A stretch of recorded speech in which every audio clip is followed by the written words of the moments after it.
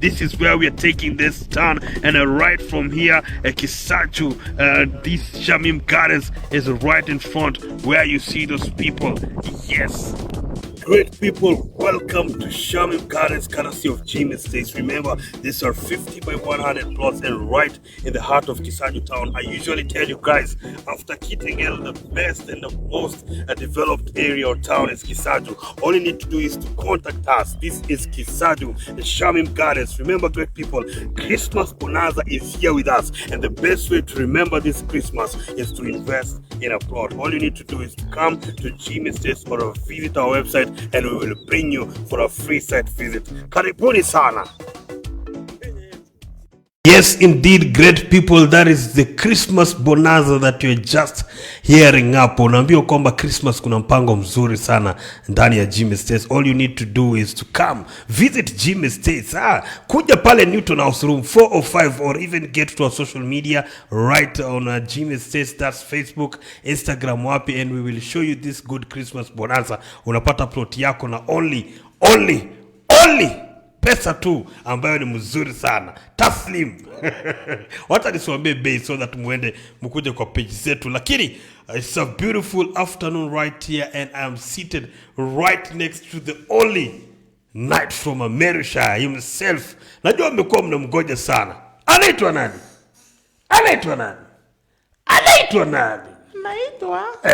Sir Georges. Sir Georges himself. Yes. Hey, Sir Georges, hizi shati zako.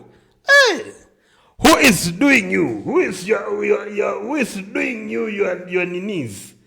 Your urembos of the shirts. When you go to the city, yes, middle of the city, yes, you find their beautiful suits, yes, hanging on beautiful carvings. yes. So it's not about the shirts. Yes. It's about the one wearing the shirts. Oh my God. Kwa hivyo wewe ndo yani kama nakwambia ni kujipigia debe.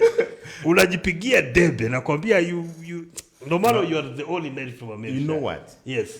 I am fearfully and wonderfully made. Fearfully and wonderfully. Yes. Hakuna hata makosa moja. If you joke, you are scared by me. Yes. If you don't joke, yes, you like me. Hey. And if you are not very serious, you love me. Hey. Yeah. And if you're very serious, you are very serious, you are scared. You're scared.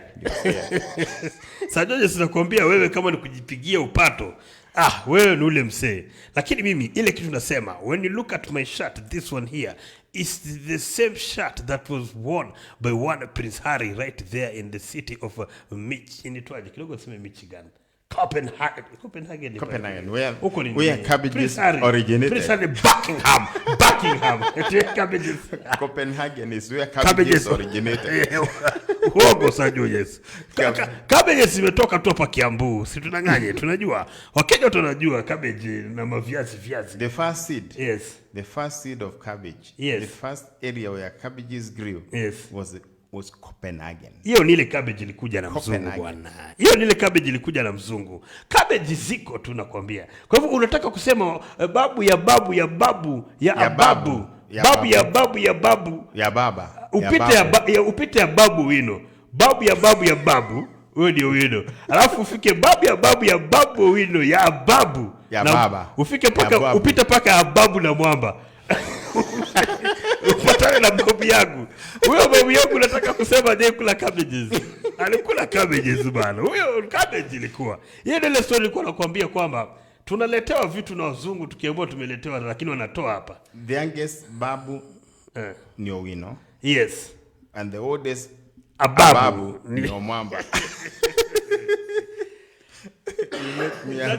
You excite me. Unanifurahisha sana siku ya leo. Sir Georges, yes. Kuna mtu sana amenifurahisha sana. Yaani sema sana. Sana kabisa. Sana kabisa. So this guy was a big man in Kenya. A rich man. He's dead. No. Why are you using past tense? Nakwambia sikia story. Unajua jaji nikwambia. Mliambiwa nyinyi wa Afrika mnashindwa kumakinika kwa sababu you are afraid of reading and listening. Nimeongezea listening. Afrika mpende kusikia, msikii sana. Mmekunywa uji mingi sana. Uji power. Ujipawa mingi sana. So there was this man. By the way, talk about Uji power. Yes. Yesterday, I went somewhere in town. Yes. And there is this guy. It's like wash. Yes. Because there are so many people Eh. drinking that stuff. Wanakunywa ujipawa. And there is somebody there with some stethoscope.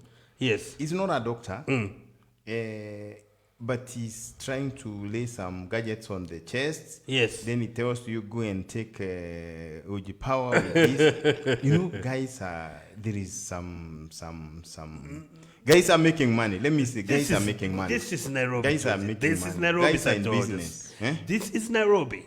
In Nairobi, everything you call it can Nairobi. happen. Nairobi. I'm telling you, let that guy do his thing. Let him make his money. That is, you know, you have to hustle. In this your Nairobi, things are not simple. You have to There look is a friend for of way. mine. It's called Geoffrey. Yes. Geoffrey. Yes. Geoffrey. Oh. Yes. I will not do the other name. Yes. And he told me. I asked him, friend, where are you? He said, I'm somewhere here with a doctor. Yes. So are you sick? So Yes. I got concerned. Yes. Where are you? So I inquired exactly. You gave me the location. I went there. There were like 200 people taking Uji power. Wamegoja change. All men. No Waiting woman. for change. Lakini Sir Georges, Uji let me power. tell you, there is nothing wrong with Uji power. There's everything right in Uji power. If you have taken Uji power, you know this. If you have taken Uji power consecutively, not just one time, that means consistently, persistently. Yani ile if inatoka aje, if it persists, you know, if symptoms persist, seek a medical doctor.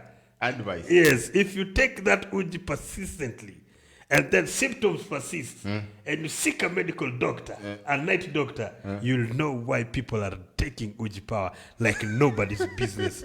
As a matter of fact, if it's an advertisement about Uji power, I do it free of charge because it's one way ya kuokoa ndoa ndani ya hii mji wetu wa Kenya.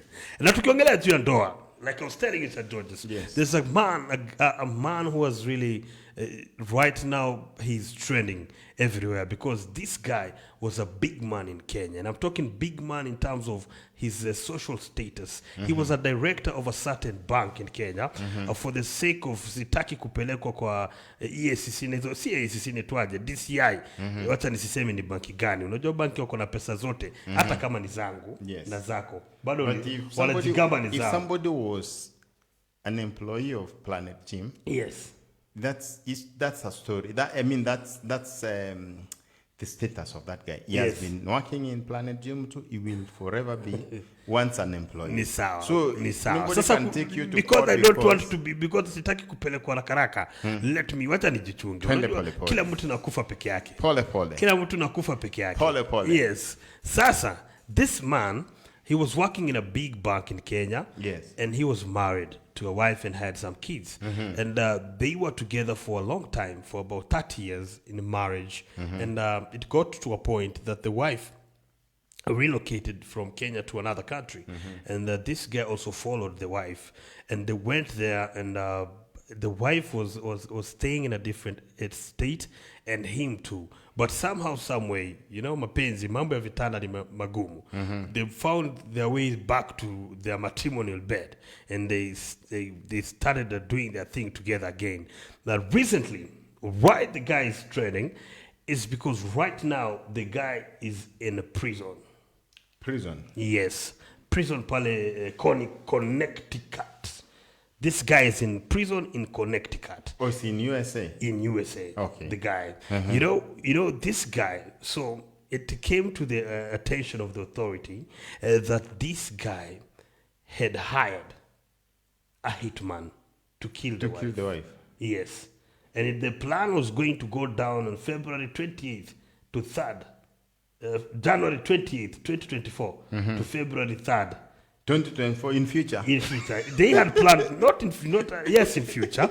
Next year, hapo mwanzo, January 28th paka February. That was when the plan was supposed to go down. So this guy contacted a hitman, because many becauses. Ushasikia hiyo? Nakumbuka Yeah, yeah. because of You many used to say it when you were a voice. because of many becauses. It's like because of many Because of reasons. many becauses, this guy unfortunately Yeah. landed a hitman, and the hitman was a trooper Wow. from America. Wow. So walienda pale kwenye hoteli. It's like a DCI in Kenya. That syringes, an injection, you know, cancer-like things like that. Take it slow. Take your time. The guy asked the trooper asked the guy, "What about the keys?" He says, "No, I want to go back to Kenya with them. Just take care of the wife. The wife is mad, is crazy." Unfortunately, this guy was a trooper. Why you want to kill a crazy person? Yes. Why does he want to kill a Now, person? Sir Georges. Now, Sir Georges. Why? Why would you follow your wife from Kenya? Mtu ambaye, Sir Georges, huyu jamaa, niseme jina yake. Anaitwa Mwithiga. Something Mwithuo Mwithiga. Hiyo jina ya kwanza nimesahau. Leo, lazima tumweke hapa. Kati. Kwa sababu Sir Georges, why follow your wife kutoka Kenya, umufuate Marekani, uende kupanga kuua bibi yako? Why, Sir Georges? What can cause a man kama wewe ama mimi? Bibi yako, because the fact that first of all, huyu mwanamke alitoka Kenya, akaenda Marekani na watoto. Ilimaanisha kwamba, kwa sababu nilikuwa nasoma ile story, we find that their writings, court writings from Kenya, kwamba huyu bibi alikuwa amelalamika. Huyu jamaa alikuwa ni abusive kwa relationship wakiwa Kenya. Alikuwa anampiga, alikuwa mpatii, yani mapenzi. Alikuwa ni mchoyo wa mambo ya mapenzi. Anapiga bibi yake, abusive and all that, treat vizuri. Bibi akatoka kaenda zake Marekani. Alafu huyu jamaa akamfuata huko. Huyu jamaa akamfuata. Jamaa moja stupid sana. Make me understand. When he left Kenya, he went to USA. He went to live. They were not together. They were not together. How go together? Probably because she did not, No, I'm asking. This guy did not go to USA to live with his family. He went to live. Look for his family. He traced the family. They lived together, or they were separate. Walikuwa ende kuishi pamoja. They started living together. So tell me, why would you, na ujue hapa pia alikuwa na abuse huyo bibi yake. Kumaanisha bibi yake alikuwa ametoroka. Yeye akamfuata kule, amdanganye tena, akuje sasa ndiye apange. Ni nini, Sir Georges? Nikuulize. Kwa sababu hii tabia ni ya kimumbu wa mwitu.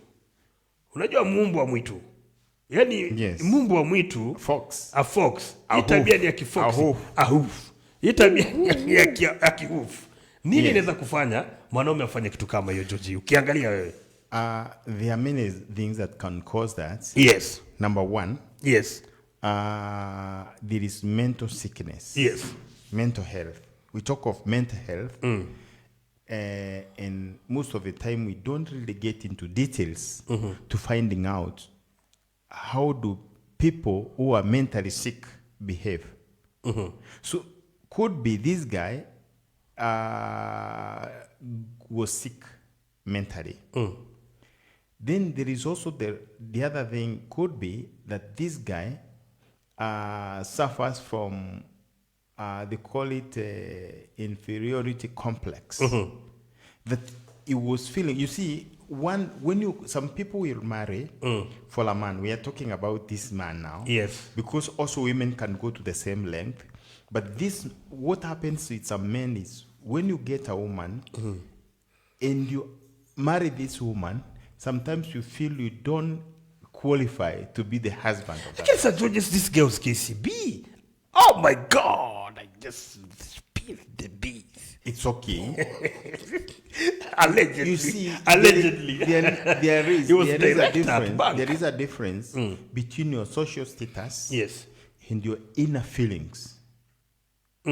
You can be as the president of Kenya, but you feel inferior. You feel lower than other people. So this guy could be that he was feeling that he didn't qualify to marry this person who was so beautiful for him.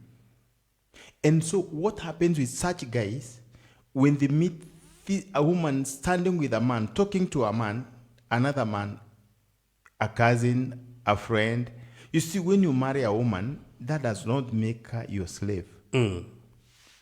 You are a partner. So she can also, she can go for a cup of tea with other men, isn't it? Yes. So such guys will not allow their women to talk to somebody. They will not allow their wives to socialize with other people. So that is inferiority. You feel inferior. You feel like this girl will one day leave you. Yes. So you feel insecure. Yes. And that insecurity is what brings sickness to you. So you become sick. Maybe that could also be another reason why this guy was behaving the way he was behaving. Yes. Because when the wife left Kenya and went to America, he could as well have married again. Yes. Married. Yes. But he feels this is so beautiful a woman, you cannot let her go. So, Sir Georges, you're trying to say that, okay, I don't know if I'm getting you well. Is it that this guy cannot let go of this woman? She can never let go. Yes. The only way, yani, you feel this, for example, this lady is not willing to socialize with, to live with you. Yes. So you feel, if it's not for me, nobody else. Ikai. It's either me or nobody. Kama itambi.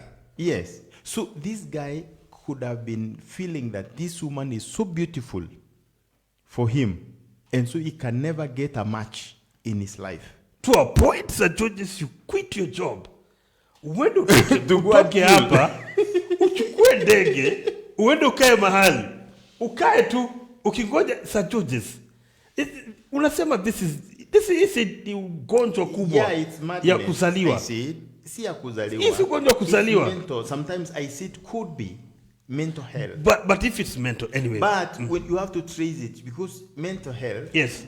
If you are mentally sick, you can either break down, start collecting garbage on the road, papers on the roadside, or it can be hidden such that we don't know you are sick. Yes. We only see your actions, and sometimes we wonder, why is this person behaving the way he's behaving? So most of the time, we don't take time to realize that somebody is sick. We don't diagnose somebody because it's only doctors who are supposed to diagnose somebody's sickness. Yes. So most people sometimes are sick, but who can ever tell they are sick? So maybe the wife should have noticed long time ago that this guy is sick. But she filed it. She filed in court that she was in an abusive marriage. Right? But of what do you say? You think that maybe filing is going extreme? You see, before you get married, Yes. you've courted with somebody for some time. Yes. Yeah? Yes. And most of the time, when people start changing, we rarely understand that they're changing. Yes. And so when you realize that this is a queer behavior, it's not the behavior this person used to have, then you need to start raising the alarm. Yes. So that people can be able to take this guy for medical checkup. Yes. Because I have a friend, this friend, we used to work together. Yes. And the husband became sick, mentally sick. And you know what happened? The lady was pregnant. So the guy started accusing the doctor. Yes. The doctor that was taking care of the the wife. wife. The gynecologist. Yes. That he's sleeping with the wife. You get? So nobody realized that this guy was sick. Some people would say, could be what he's saying is true. Yes. Remember, these are gynecologists who is taking care of them. So the lady changed the doctor. So then, and he was the one who was taking this lady to the doctor. Every day, he misses to go to work. But he still suspects. No, during the clinics, he will not go to work. He want to take the wife to a gynecologist. Yes. So they started consulting another one, and they started accusing the same. Yes. Because he's not allowed to get into the examination room. Yes. So again, he starts. So eventually, the guy broke down. and to be admitted in Madari Hospital. You understand? Yes. So sometimes we need to realize that there is something wrong happening. There is Yes. something not normal happening to Eltezi. Yes. So that we start now questioning. But most of us don't care. Yes. You know, you're supposed to be your husband, your wife's keeper. Yes. So when you see your wife is behaving in a different way, Yes. you see there is a way when before you got married. Yes. There is a way your wife used to behave. Uh-huh. So if it's the same continuation, then you realize it's becoming worse and worse. Yes. Then that's normal. Yes. But if this guy was very quiet, all of a sudden he started talking much, all of a sudden he started beating you, then there's Yes. something getting Yes. wrong. Maybe the place of work where this guy used to work. Yes. And a lot of pressure. Yes. So that he became sick. But in most cases, the target is that woman. So it means he was suffering from some inferiority Complex. Yes. Yeah, George, you know you're talking about inferiority complex. How about love? You know, sometimes Sir George's love can drive people crazy, you know? Maybe I think it might be even a case of love. Too much love. Mapenzi sumu. Too much. Too much love. Yani unapenda mtu mpaka ukiimagine kwamba huyu mtu ameenda kukaa Marekani eti atolewa na mtu mwingine. Unasikia tu mtafute umuue. Hey, let me ask ama pia ikakuwa ni pesa. Let me ask you. Can you love somebody so much so that you beat her? Is it possible? You love her so much and the only gift you're giving to this woman is beatings. Mimi hiyo nikikumbuka, sisi tukiwa wadogo, tulikuwa tunapigwa na wazazi wetu. Tunaambiwa nakupiga si kwa that sababu is discipline, nakupiga you know. That is discipline. That's discipline. Sio kwa sababu ya chuki. It's because Ni when you're mapenzi. children, when you're mtoto. But I'm asking, can you love somebody so much so that the gift you're giving him is, kicks and Yes. blows? Can you do that? It's not possible. So what I am trying... Nafikiri nasema, kuna watu ambao wanafanya hivyo, hata wakiwa kubwa. Anasema nampiga mke wake kwa sababu ya mapenzi. Anasema nilipiga bibi yangu kwa sababu nilimpata amesimama na mwanaume.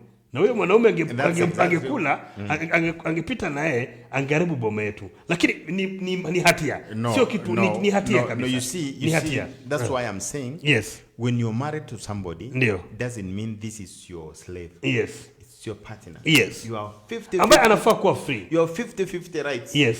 50-50 co-partner. You know, actually you're independent. You're independent. Yes. But now you have decided you want to live together. Yes. So there is no way that the friends that they schooled with, Yes.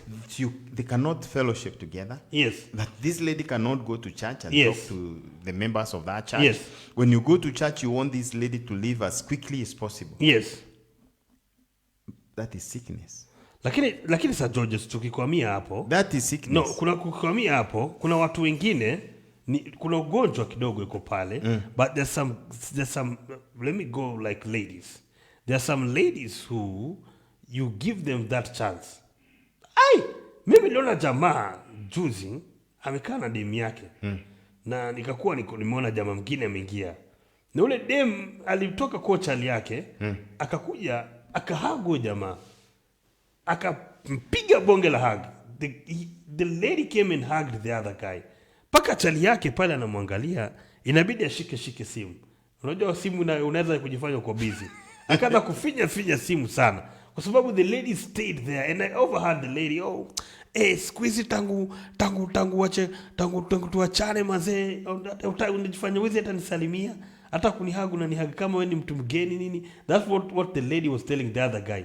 Na sasa hiyo bado amemshikilia, amemhaga. But you see just sometimes we have to kidogo. But you see, kibidi unamfuata. Let me tell you, if somebody was about cheating, yes, then if you feeling your wife is going to cheat on you, then there is no relationship there. If you don't trust your wife, yes, the best thing you do, take off. No, wait first. Trust. Bibi unamtrust. No, you are not. Ule mtu trust. You are not. Ule mtu to trust ni shetani. Shetani ndo tumtrust. Bibi tunamtrust 100%.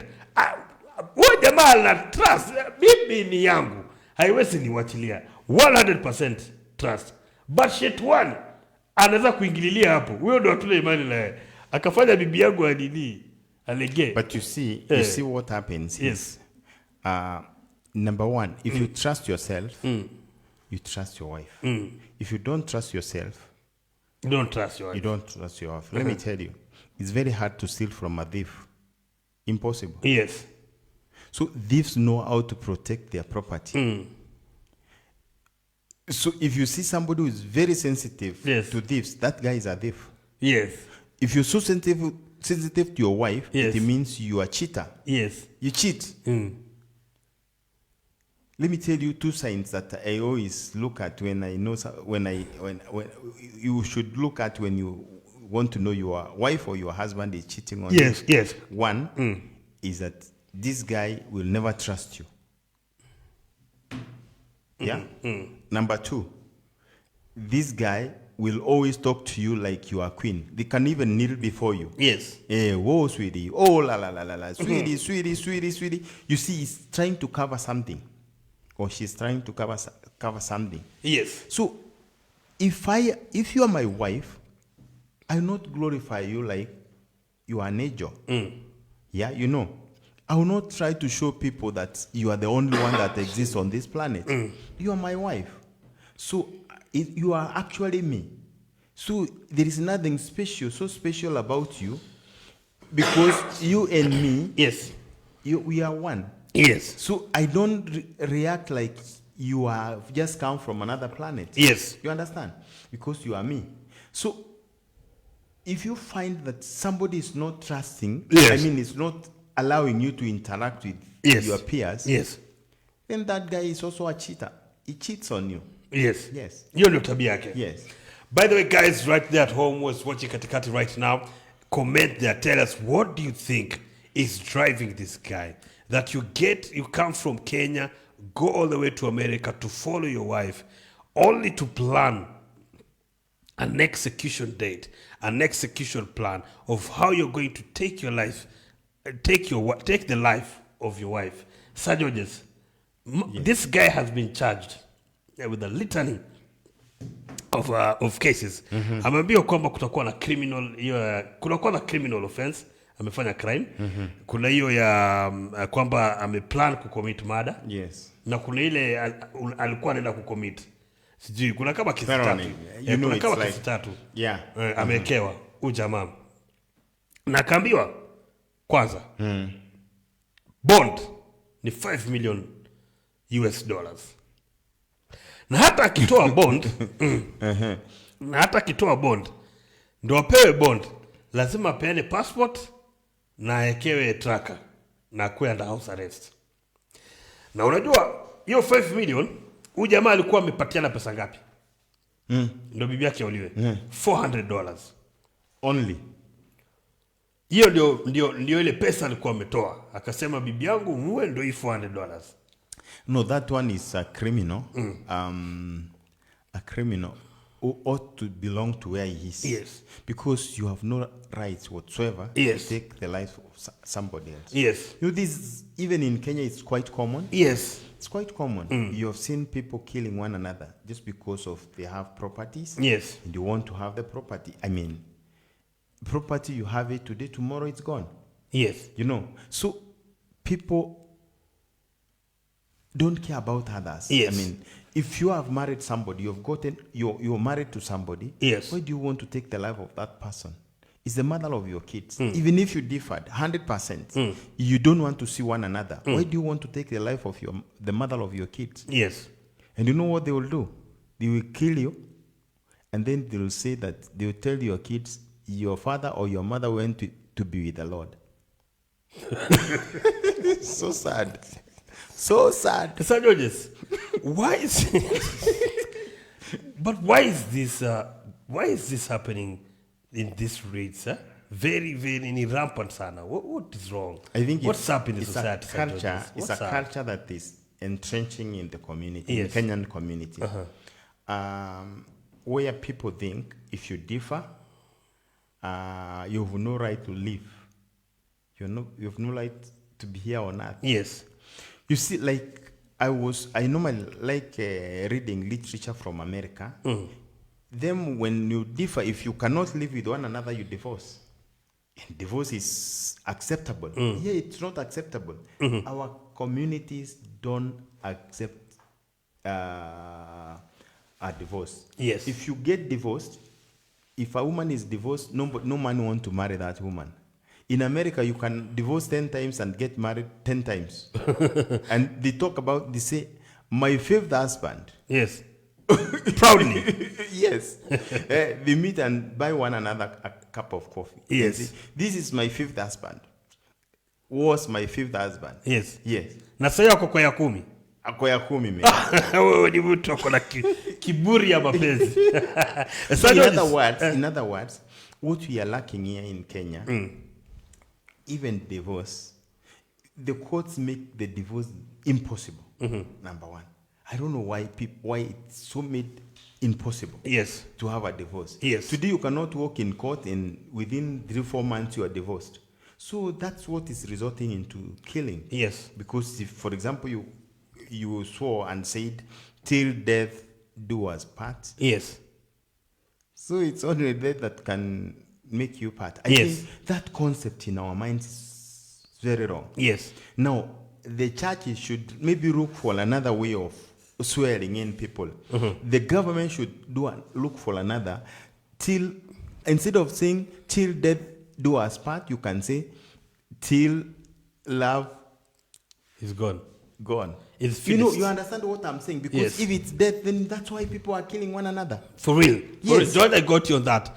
Yes, yes. And also, there was a certain relationship. A friend of mine was in a deep relationship with a woman, with a wife. Yes. Let's say it's a marriage. They were married for a very long time. It was a deep marriage. And this guy was telling me that they got to a point and they wanted to separate with the lady. Yes. But they will also come, the Bible, they will go like, the lady will go like, I can't leave you because the Bible does not accept us, Christianity does not accept us, being ukiacha ndoa ni kama umelaaniwa. The Bible says, talaka ni mbaya, mambo kama hayo. Do you think also that contributes to this? That's why I'm saying, Yes.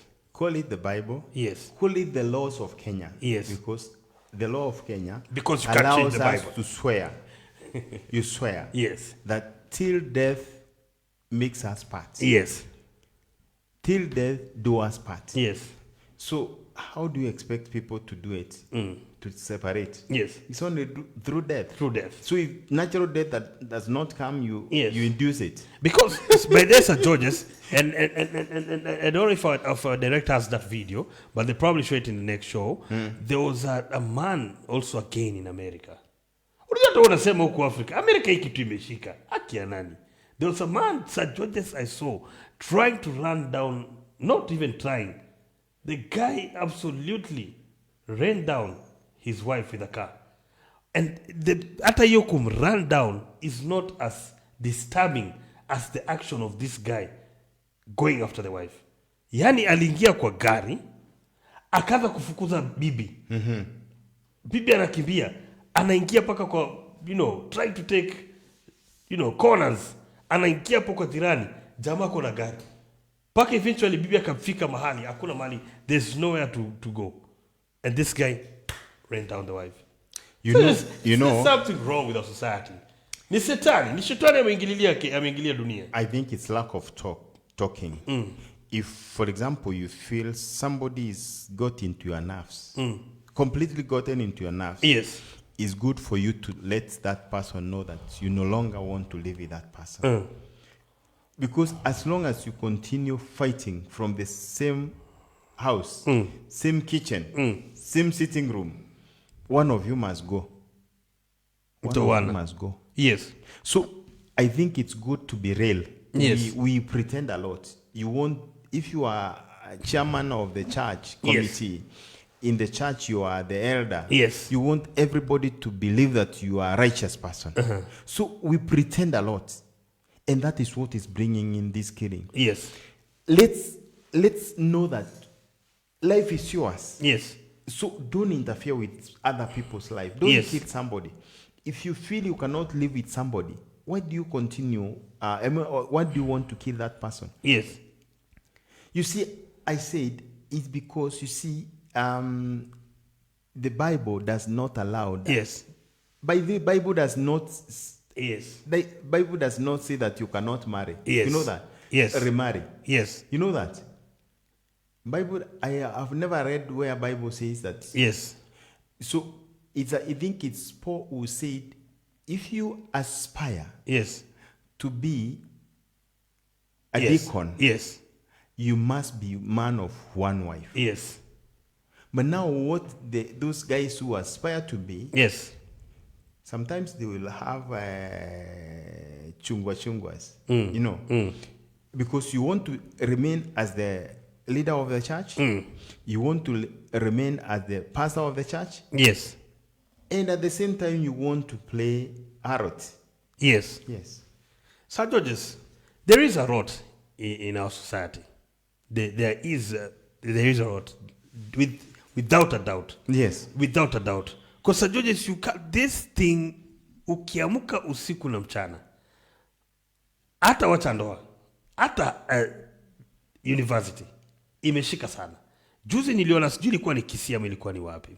Guys do not have a way of handling the emotions. They don't know how to handle such guys. Hawajui kuhandle the emotions. You know, hawajui kabisa. Na this thing sana, it's happening to the male. Upande ya mwanaume. Upande ya mwanaume sana. Boy child. Boy child ndio hii kesi inampata sana. Sijui kwa nini. Because rarely do you hear, kuna mara moja tu ndo nilisikia kwamba mwanamke amepanga kumua. Lakini mara mingi unasikia mwanaume alifanya. Nini sisi boy child? No, you see what happens? Yes. In fact, more men are killed by women than men kills women. Yes. But for women, they will do it by the curtains. Behind the You curtains. see, if for example this Yes. woman Yes. is the one who the wife is the one who wanted the man to be killed, Yes. the woman would have killed this man easily. He can succeed. It would have succeeded. Because number one, Yes. even maybe you would have been killed by the same police officer. Because the first thing you'd have done, Yes. she would have done, is to show love to this man. Yes. And then pretend that we cannot continue because this man is alive. Yes. You understand? Yes. So in most cases, women will go away with murder. Yes. But for men will do it, most of them do it themselves. They are at the edge. Hasira sana. They are at the Hasira ya edge. ukizi. They are at the end of themselves. Yes. So they will come and do it themselves. Yes. In other words, they are not pretending. Yes. Unajua nilisikia kitu moja. But at the same time, we need to understand where is the root of this. The root of this is one, that this boy has never been advised on how to. So I think we need to start having candid discussions on this. Not even discussion. A course in our secondary school. Primary hata. Yes, CBC. on how to handle your emotions. Wasio kwanza CBC. CBC. CBC ndo pazuri pa Yes, kwanza. how to handle Because your CBC emotions. unaachwa kabisa, unaanza kulia pale. You see, how to handle your emotions. You know, when it comes to love, a lover, when it comes to parents, because even parents can frustrate you. Yes. When it comes to, your friends, because even friends, some guys kill themselves because a friend has frustrated them. Yes. When you lose your money, for example, Yes. to con men, how do you behave? All this need to be brought into. I think our curriculum is not complete. Yes. Sir Georges, kuna mtu alisema a wild thought. Yes. Kuna mtu nilimsikia akisema juzi, Kenyatta, founding father of Kenya. Yes. Ako wapi? Kaburini. Bibi yake? Ako, one of them ako hai. Nyerere? Ako wapi? Kaburini. Bibi yake? Kaburini. Bibi yake kaburini. Milton Obote? Ako wapi? Most of them are not, they are dead. Bibi yao wako? Bibi yuko? Bibi yuko. And so forth. Even Nyerere maybe ako. Hata Nyerere. Nafikiri alikuwa sipata Nyerere. Bibi yuko. Kuna jamaa alitoa hiyo observation nzuri sana. Yes. Akasema sijui nani mwingine. Bibi mzee ako wapi? Mzee ameenda. Mugabe kaburini. Bibi Enjoying life. Yes. Pop. Pop? Pop, which pop? Pop ule ambaye yuko sasa. Sijui anamuita nani? Ako hai. Bibi yake? Hana. Fatherless. Tafakari ya babu.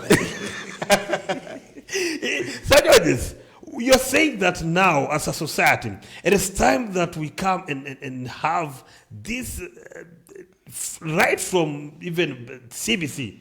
Watu wafundishe jinsi ambavyo watatoka na hii maneno ya ukiachwa tu unawachika. Si tunakuwa ni over emotional guys. Sajojis, hebu patia watu. You see what happens?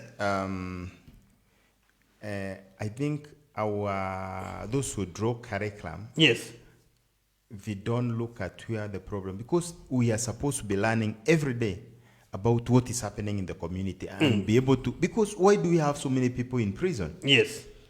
How can we prevent? You see, like now we have preventive medicine. Yes. Healthcare now is going preventive. Yes. But we don't have any preventive measures against crime. So how can we prevent crime? Yes. Why are our prisons full? The other day you had them, the Honorable Raila Oginga, Baba. saying we need Ruto to free people from prison. And then we'll be able to save this amount of money. Yes. So why do we have so many people in prison? Yes. It's because people are not, socially we are not being taught on how to handle ourselves socially.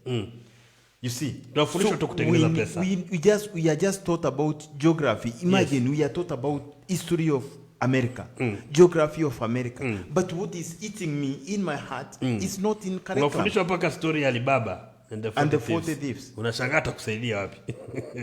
We are taught about Tennessee Valley. When I used to be in school, geography, we used to study that. What is it for? Yes. We are supposed to teach me about my heart. Yes. Yeah? Something that is disturbing my heart. Something that is killing my head. Yes. So there is a problem with our professors. Again, professors, we need to put professors Kati. Because these are the educators. Why are they not able to understand that there is a problem from the beginning? Why do we have so many people in prison? Why do we have so many people killing one another? Yes. Why are we not addressing that issue? Yes. Sir Judges, do you think that this guy, given a chance to get, like you're saying, such an institution that can train him or counsel him, do you think he can change msimamo wake wa kuwa bibi yake? You know why people go ama tarudi tena tu apange? You know why people go to prison? Prison is not for punishment. It's for correction. Yes. They are called correction facilities. Yes. Correction facilities. So I think there is a reason also why we should invest more in preventing crime other than correcting crime. Correcting crime. Wow, guys, you've heard it. That is from St. George's. We are taking a short break and we are going to be right back. Make sure you stay tuned to that because you're going to get some very good investment opportunities right from our advertisement, and you're going to learn a lot more about so many things. Kati hapo angalia what our director is going to play for you as we get back to other discussions, and tell us right there on the comment section, what do you think? Where should we go? Where are we going as Kenya, as the boy child? Kama binadamu, are we in the right place? What can we do to ensure that these problems that are facing our countries, are facing our humans, because you want to kill someone because of love turns sour? What are we going to do? Where are we? Comment right there. Sir Georges? Yes. Hebu kunywa maji kidogo. Kunywa maji. Gym water. Yes. Yes, ladies and gentlemen, that is a beautiful song. Ukisikia tu vile nasema, you need to, I think, hiyo wimbo vile naongea Sir Georges. Nafikiri bwana director pale alikuwa amefikiria, lakini huyo jamaa nikisikia sauti yake analia sana. Hao ndo wanafaa. Wimbo kama hizo ndo zinasababisha watu hawachiki bana. Lakini yule kale anasema nenda lote. I think that guy is saying go. Lakini sauti yake inakufanya usikie kurudia X. Unajua kuna wimbo ambaye unasikia Sir Georges ni ya kufukuza mtu, lakini ukisikia unarudisha mtu. Na wimbo mtu anaambia enda. Kama kuna wimbo wa Nigeria inaitwa last.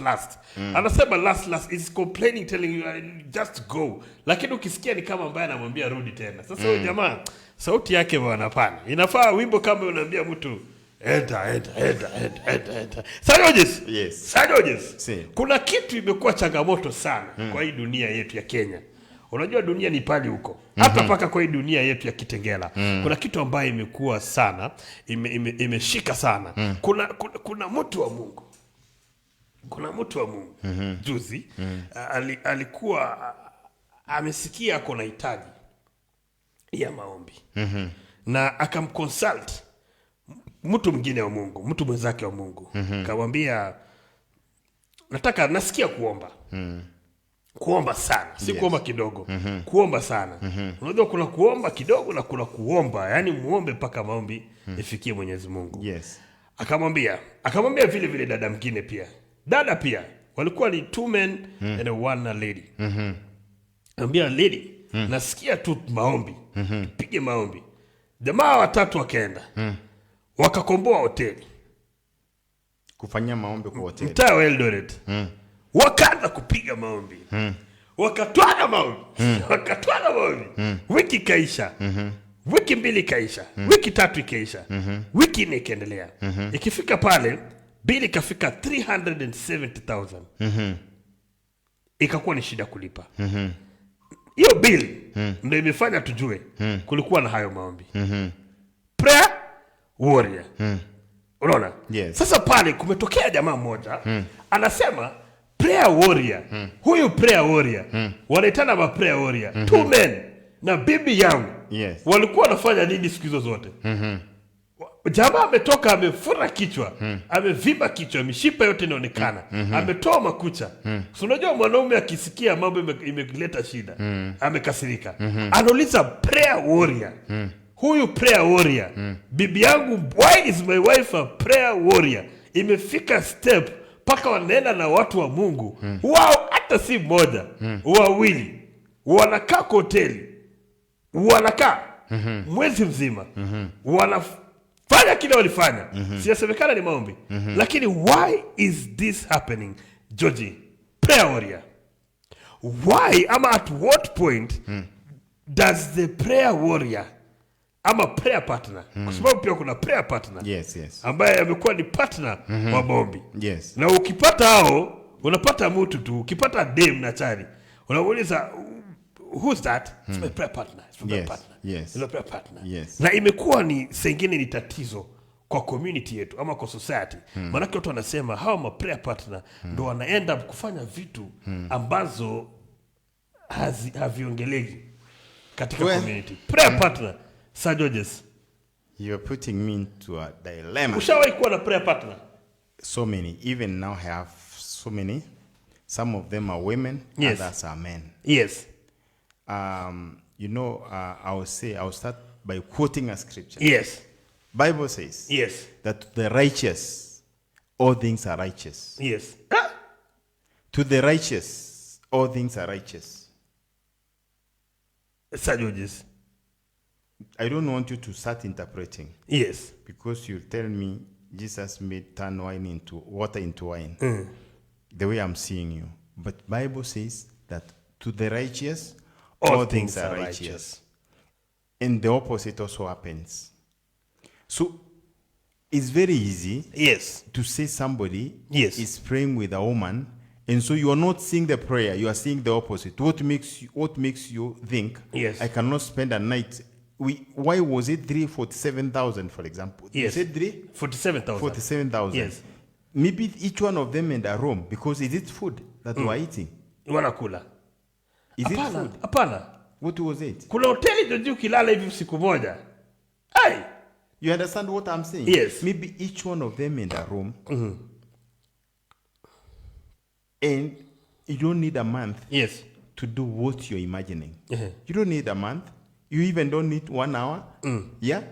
So these guys maybe were genuine. And let me ask you. Joji, huyu jamaa anasema, ngoja Joji, ngoja. Huyu jamaa anasema, wewe umeenda aje kukaa na bibi yangu kwa mwezi huko, not kwa mwezi mzima umekaa na mke wangu in the name of prayer partnering and prayer warrioring. Jamaa anauliza kwamba how can you do that to me? You know, why are you taking my wife? My question is this. Yes. Did this guy go to report to the police that the wife is lost? Alikuwa anamtafuta. No, and he reported to the police that the wife was lost. Bado kwa Now, report. the other question I want to ask you, have you known whether these people are in prison now because they were unable to pay the bill? The people. Hapana, kesi ndio inaendelea. Kesi ndio inaendelea. Kotini. Yes, kesi inaendelea. Wako out on bond. Yes. So what I'm saying, I don't know what kind of people they are.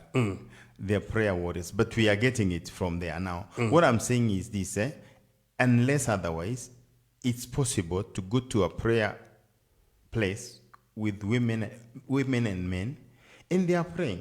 Sijakata. Yes. My thing is, inavuka wapi mpaka? Huyu jamaa akatai maombi. Lakini anasema, walivuka mpaka. They took his wife. Na kuna jamaa mwingine hivyo tu. Same. Yeye nilikuwa naona akichangia hii mada. Tukiwa pale, unajua kabla tulete mada hapa, huwa nakaa na wazee, tukikunywa uji pao, tuna discuss maneno.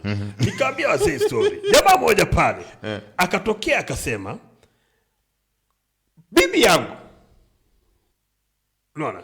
Bibi yangu alikuja siku ya kwanza, akaniambia, babe, my prayer partner ambaye ni mchungaji anataka leo tuweze kufanya nini? Tumehesabu kwenye sapa.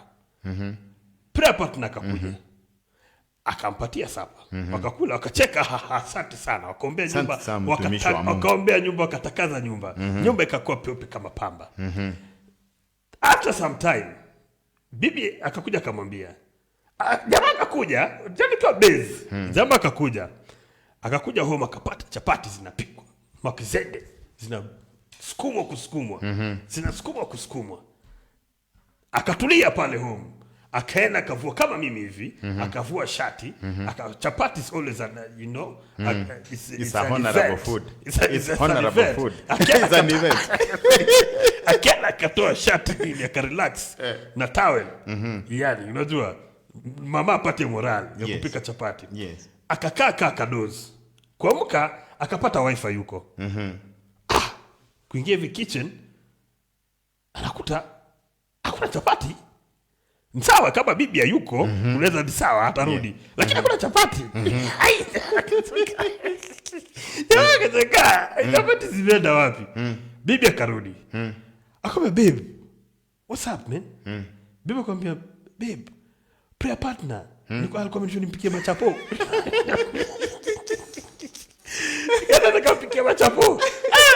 Jamaa akasema, unajua amekasirika, lakini ni usiku. Unajua usiku ukasirika, kama ni mwanaume mjanja unatulia, unakasirika mchana, sio usiku. Ndio unajua isitue kama ugali umekasirika. Jamaa next time jamaa amekuja, ameingia pale chumbani, akaingia, akafungua bedroom, akaingia, akafungua wardrobe. Suti, viatu, hakuna. Sunday best, obuwabi, Sunday best, it's gone. Imeenda.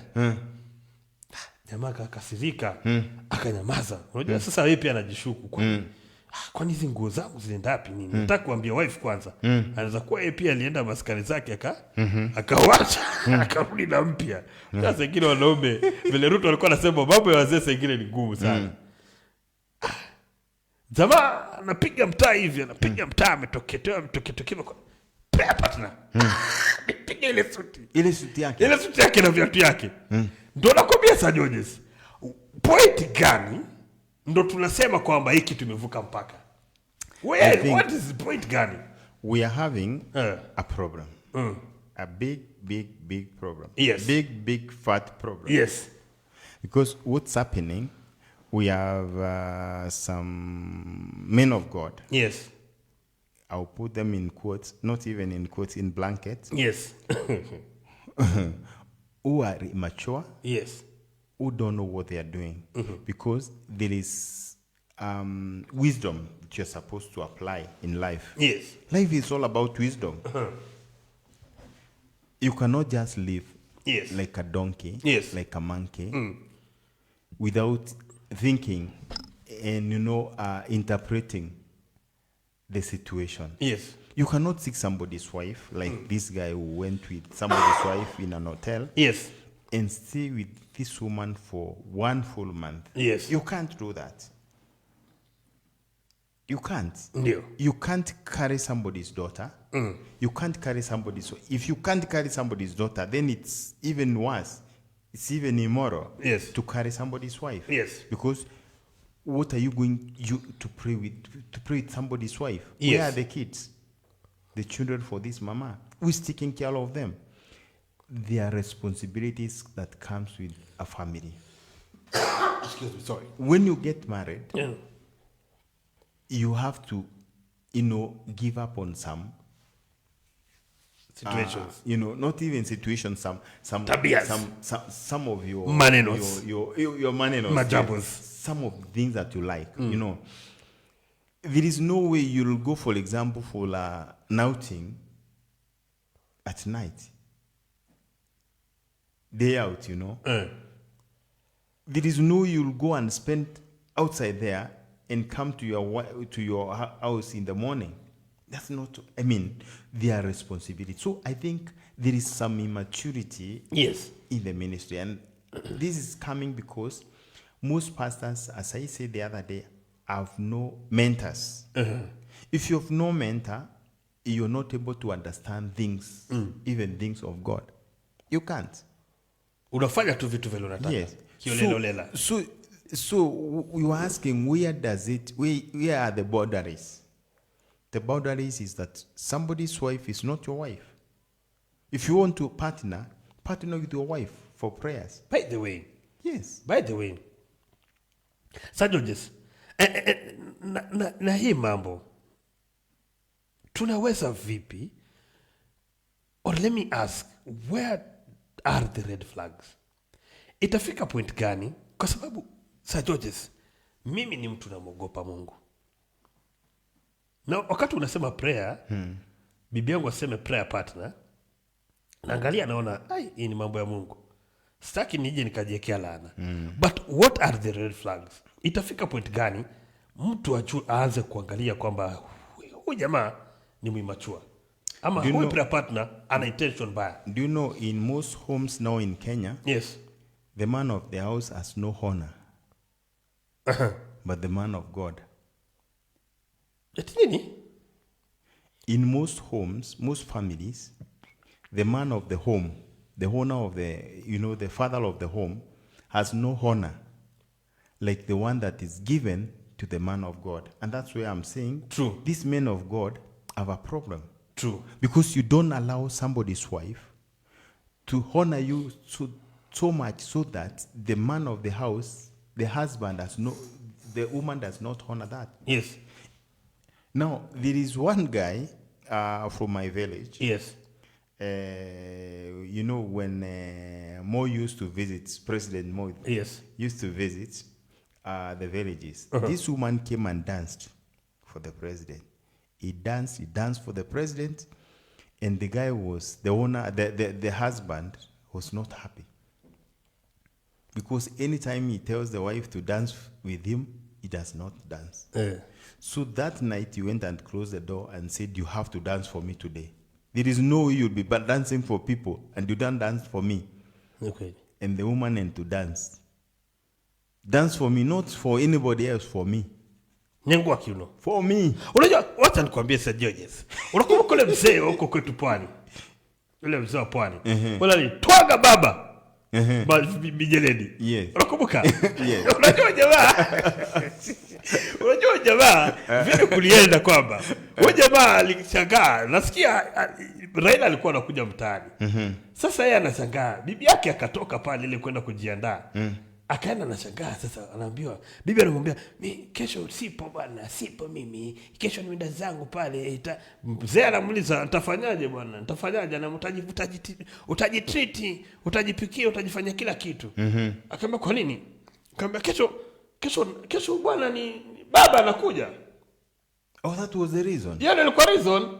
Sasa ule mzee akashangaa, akakereka kweli, anashangaa ni vipi. Beka mno usijingo, sisi tunapale kwa dansi, kwa entertain, sisi ndo nini atusifanye chochote. Sasa mzee akashangaa, huyu amejiandaa sana kwa huyu mzee. Unajua yeye kwanza yeye alikuwa hajui kabisa kunaenda vipi. Sasa ndo ule bibi akakuwa anatelekeza nini zake, majukumu yake sana pale nyumbani. Ndo kama yule mzee alipomwona bibi yake amekaribia Raila, akaenda na fimbo. Akanulia baba. Akataka baba. Napata hiyo point yako. Ni kama huwa inafika some point that the women of God, because they're also women of God, they are following after God. They cross the boundary, that they are not able to, understand the place that unajua there is fear of God. Unaona kuna kumwogopa Mungu, na kuna kule sasa muogopa Mungu pake inakuwa ni kama ni mambo mengine ile paka unaona sijui ni. It's like now men of God, yes, the so called, I said I put them in blanket because yes, they are genuine people, men of God, yes, who have honor, who honors the families. Now these ones who have no the ones in blanket, yes, what they will do, they will ensure that these women are like their wives. In fact, they even don't honor their wives. They want to be served by somebody's wife. You have a wife. Let the wife cook for you. Your wife is there to prepare you, but you find the one serving the man of God. So this man of God has become now God himself. Yes. So that this woman, because you see, most of these women don't understand. They are youngsters. Yes. Youngsters, they are teenagers in the things of God. Yes. So now this man of God makes them fear them, revere them. So anything that the man of God says, I have to do. He tells you today you are coming to spend the night in the church, you leave your husband in the house and come to. Yes. So there is that problem. And yes. I think people start realizing that the most important thing in life is your father and your mother, according to the scripture. Then there is your husband, there is your wife, because that is the unit that ties you, that makes you, inherit the kingdom of God. Yes. Yes.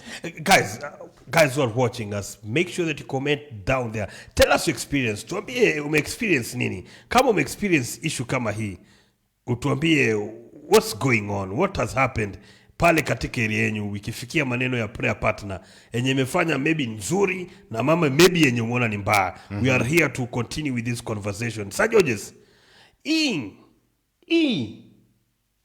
alikuwa ni wewe. Bibi yako ameenda mwezi moja. Na wewe ni bazu. Beli imekuja ni 370,000. Utafanyaje?